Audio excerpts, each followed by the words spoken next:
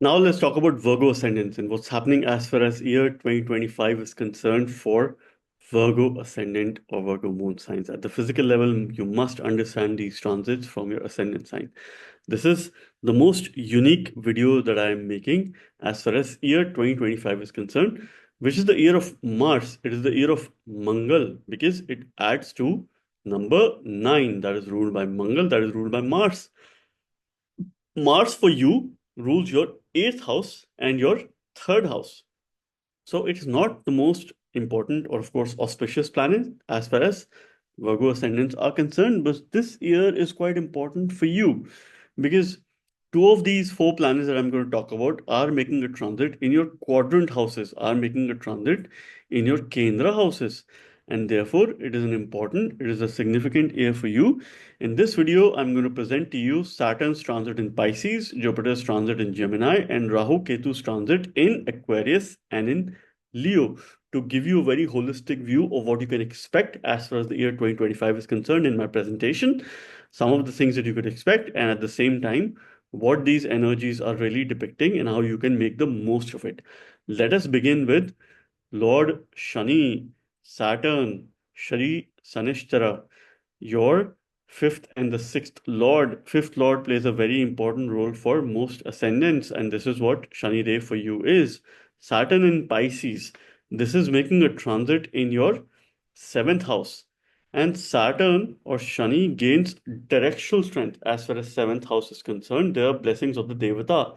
This is the western direction where Saturn is quite auspicious. So there are good energies as far as this particular transit is concerned. It is gaining directional strength. There are blessings of Devata, and you must worship Lord Hanuman during this time, right? Because this is the year of Mangal. He is Mangal Murti, and this is also the year of this is also the time when Saturn is making a transit in your seventh house. It is making a connection with your ascendant, so you must worship Lord Hanuman. So this really emphasizes the importance of maintaining your health and managing your daily responsibilities towards your relationship, towards your partnership, towards other people, those people who are opposite to you, and how you can make the most of these energies. Because Saturn is also your sixth lord of daily routines, deaths, diseases, health, and well being. It is making a transit in your seventh house. So your partner's health will be of a concern, will be of a greater focus, and that is likely to improve if you're having some issues as far as this particular time period is concerned. Saturn does very well in the seventh house. I mean, it, in my opinion, gives a very promising and long lasting marriage. In most cases, I have seen that, I have experienced it as well with other people. It does bring some sort of delay, but of course, it brings a very strong sense or responsibility towards relationship, towards other people, particularly towards your partner. It makes you put a lot of maturity in your relationship. So, this is the kind of karma that you have during this time as far as your relationship is concerned. So avoid any sort of coldness in your relationship because Saturn is a cold planet, right? It is also a mature graha. So it will make you sound like, you have a sense of coldness towards other person, towards your relationship. But this is something which you have to be mindful of. This is something which you have to be cautious of during this time. Now, Saturn has three special aspects: third from its position, seventh, and tenth from its position. So it is going to be aspecting your ninth house by its third aspect, your ascendant by its seventh aspect, and your fourth house by its tenth special aspect. So there will be certainly growth related to ninth house matters, which is your bhagya, fortune, your spirituality, your higher learning, higher education, relationship with your father or your guru. That is going to increase because of its special third aspect. So it indicates growth. Also, special aspect, 10th aspect on your fourth house. So, home and comforts, that will be the priority. You would want to stay home, you would want to step into your comfortable position.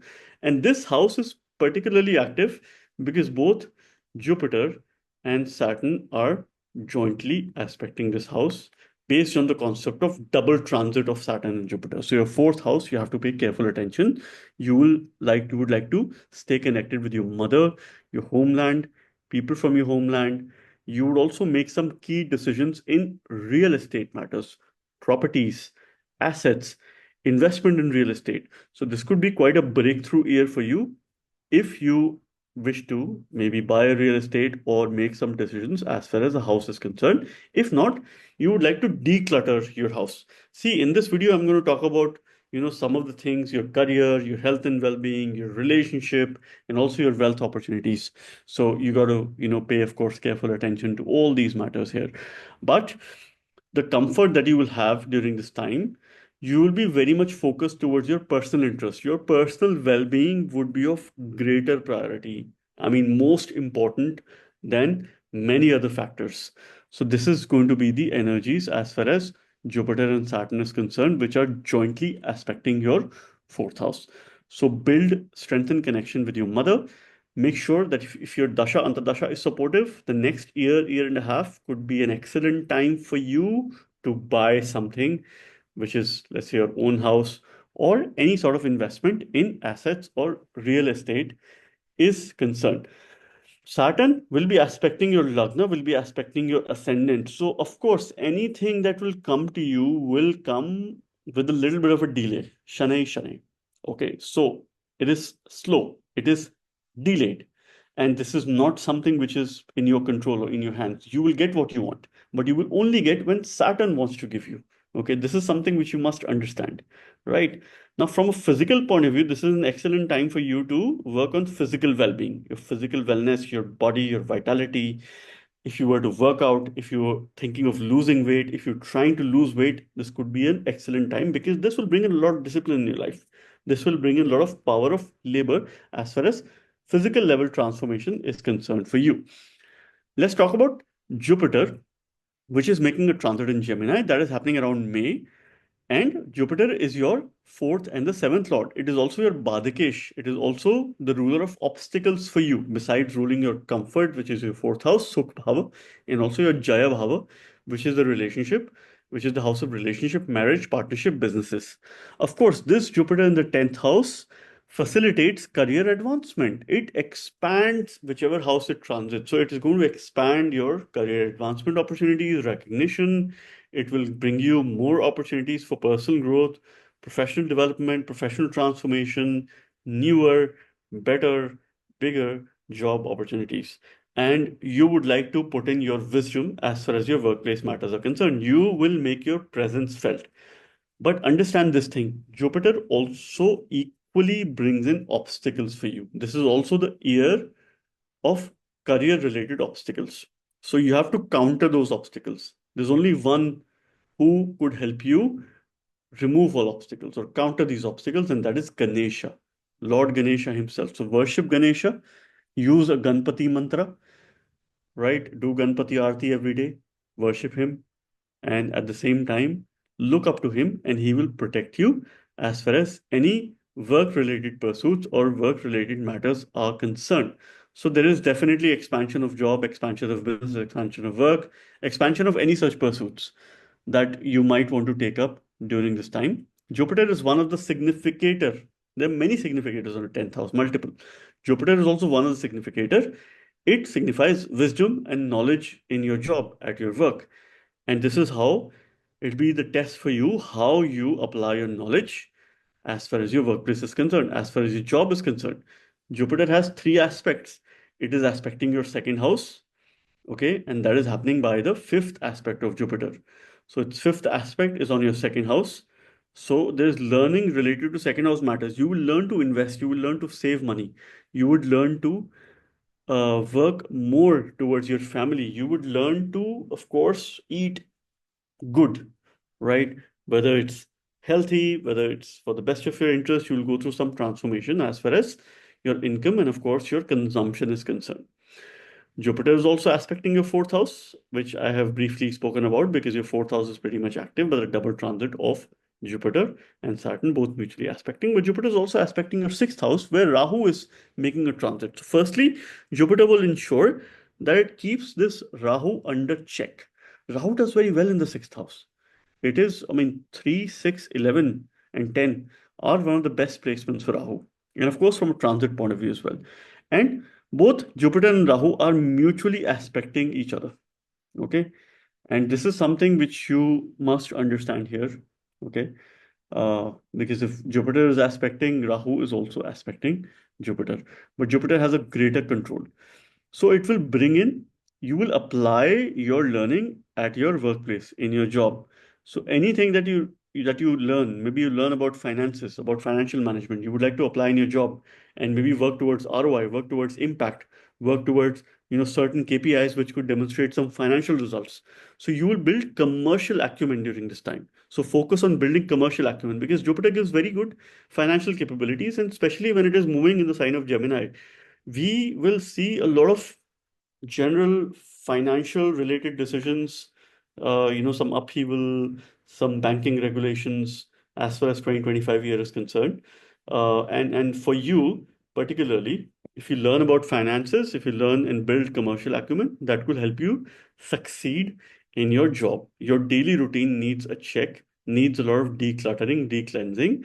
And at the same time, I would advise you to clean up your house.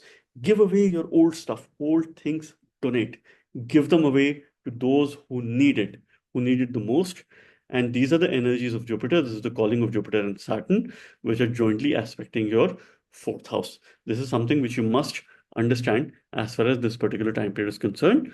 Jupiter will definitely expand all the 10th house related matters as far as this particular transit is concerned. But at workplace, it will make you believe, or you might come across a situation that you know it all and you are the supreme powerhouse of knowledge. So that is the kind of mentality you have to stay away from. So please stay away from a know-it-all attitude and be grounded, be humble. Do not let the this power of ego translate, power of knowledge translate into your ego. And of course that could be detrimental towards relationship with other people, and this is something which you have to be mindful of. This is something which you have to be careful of. And stay humble, practice humility at workplace, and this is an essential leadership skill. Read every day, learn every day, and at the same time, share your wisdom. Train others, share your knowledge and wisdom with others. This is how you will shine at workplace. This is how you will appear to be someone who commands great knowledge and at the same time who is there to help others, who's there to guide, counsel others as well. This is quite an important phase as far as this particular time period is concerned. Rahu and Ketu, now let's talk about that. They're making a transit in your 6 and 12 axis. Okay. So Rahu is making a transit in Aquarius. It co-rules the sign of Aquarius. It is your co-sixth lord. And Ketu is making a transit in your 12th house. Ketu is your co-third lord. This is also the year of Mangal, year of Mars, right? And Ketu is just like Mars. Ketu is a very non-materialistic graha. It is a very spiritual graha, right opposite to Rahu. Rahu and Ketu are very opposite energies. Rahu believes that, Ketu, you have to follow what I say because I'm the head, I got the brain, I got the power. Ketu hates Rahu. Ketu says, you're all about, materialism, you're all about expansion, you're all about eating up everything. I'm not like you. I don't like you at all. I don't want to follow you. I'm something who needs nothing in life, and I'm all about giving and all about moksha. And there's a lot of fire that is burning. So Ketu is constantly burning. So 12th house Ketu definitely increases spiritual capabilities, spiritual abilities of a person. But this really would somehow create a conflict between your personal commitment and your professional life. And this is something which you have to be mindful of this year. Okay. You have to create a sense of balance because you will be involved so much into the work that this could somehow affect your personal well being. So you have to be very focused on your spiritual practices, have a routine in place, do yoga, do meditation, and try and go out there, connect with the nature, do those things which increases your mindfulness, that brings in certain support as far as increasing the potential of your mind is concerned, and try to open up your brain. Promote your overall well-being. You need to focus and work towards your personal well-being. That should be of great importance to you. Rahu does well in the sixth house. It helps you overcome your enemies. It helps you defeat your enemies because Rahu shares a friendly relationship with your Lagna Lord Mercury. It likes Mercury. So it will help you overcome obstacles, enemies, opposition of all kinds for the next 18 months starting May. And for the first year or so, more than half of this transit, Jupiter is keeping this Rahu under check. Jupiter will ensure that it expands all the good abilities of this Rahu. to help you channelize. So job could undergo a change. Maybe you might have more than one change, and these changes could be quite fruitful for you, could be quite beneficial for you from a financial standpoint. And this is something which you must understand as far as this particular transit is concerned. Your 2, 6, 10 axis is active, which is the Earther trine, right? So it is all about your work, your ability to earn, your ability to get a job, and of course, your ability to do all the kinds of actions as far as what you do in this world in order to survive, sustain yourself. So it is all about work. So it is highly activating all work for you. So this is something which you have to bear in mind. This is something which you have to keep in mind. And this is how you will be able to channelize these energies of Rahu. It is all about expansion, expansion of job, and expansion of all matters pertaining to work. Worship Lord Hanuman, use mantras related to Saturn. It will improve your relationship. It will help you channelize the energies of Saturn. Or worship Lord Vishnu, and Vishnu, Lord Vishnu, are very closely associated to your Lagnesh or to Buddha. So use a simple mantra Om Vishnave Nama or Om Namo Narayanaya. This is something which you can chant on a daily basis to help you channelize these energies appropriately. It will give you a better decision making capability. And any mantras that you use, any spiritual practices that you will have during this time, your Ketu will work towards your betterment. It will make you discover some of those things about yourself in life, about your true potential that you could never think of, right? This is the kind of groundbreaking transit as far as Rahu and Ketu for you is concerned, which will help you realize your true potential. And this is the preparation time for you. The next 3 to 4 months, Jupiter is still going to be in your ninth house, Saturn's going to be in your sixth house, and Rahu is going to be in your seventh house. So, first 3 months for you is the planning phase, planning for workplace expansion, planning for job related changes, and planning for a sense of creating a balance between a personal and professional life, setting your priorities very straight. Even at workplace, be very clear of your priorities. Be very clear of your personal interests, your personal time, and your personal goals. Otherwise, you could get into a difficult situation. And in order to avoid that, please set your priorities within the first 3 or 4 months of 2025. And I wish you the very best of 2025. May you have a fruitful year ahead.